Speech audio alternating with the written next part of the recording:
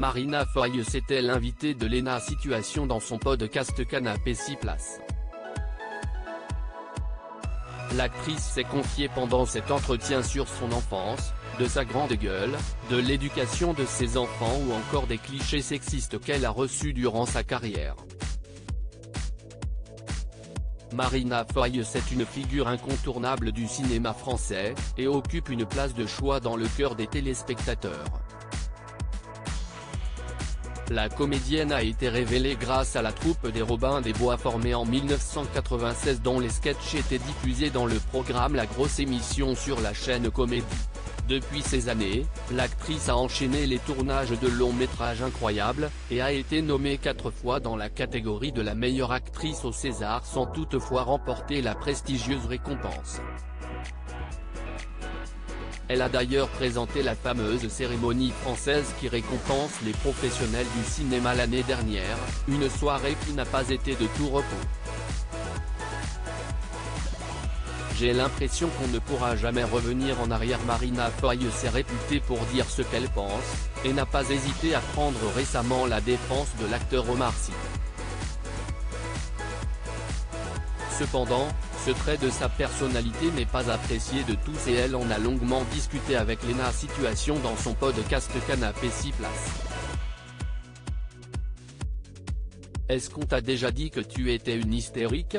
Lui a demandé la créatrice de contenu, consciente des clichés sexistes qu'elle a dû recevoir pour ses prises de position. Oh oui. J'imagine que oui, j'ai eu tous les clichés sexistes. Je crois même que, j'ai l'impression que ça bouge évidemment très lentement, mais j'ai l'impression qu'on ne pourra jamais revenir en arrière sur ces trucs-là. Aujourd'hui, un mec qui dit à une femme qu'elle est hystérique, il est épinglé direct et ça, pour le coup, c'est pas mal, a-t-elle confié.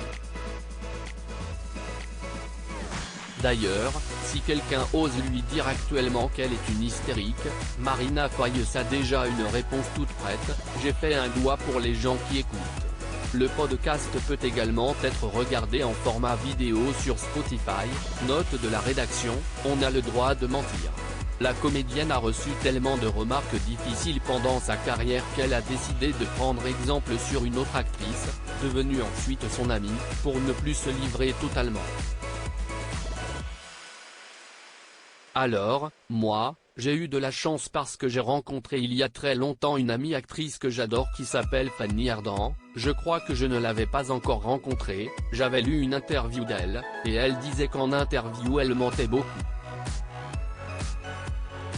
Je me suis dit mais plus trop smart, intelligent, note de la rédaction, évidemment, je vais mentir beaucoup selon l'humeur, on s'en fout, personne ne va aller vérifier. Puis, en fait, ce n'est pas grave, a-t-elle avoué à Léna Situation. Marina Foïs se protège en mentant depuis plusieurs années, fatiguée d'être critiquée pour qui elle est. On a le droit de mentir. Pourquoi tu serais obligé de donner vraiment le fond de ce que tu es tout le temps à tout le monde? Pas du tout. Si un jour tu dis que tu n'aimes pas la crème fraîche parce que… Eh bien vas-y. Qu'est-ce qu'on en a à foutre, a-t-elle conclu. À lire aussi jamais elle n'a demandé un retour vidéo, ce travail, peu flatteur, réalisé sur le maquillage de Marina Foïs pour le film en roue libre, Canal+,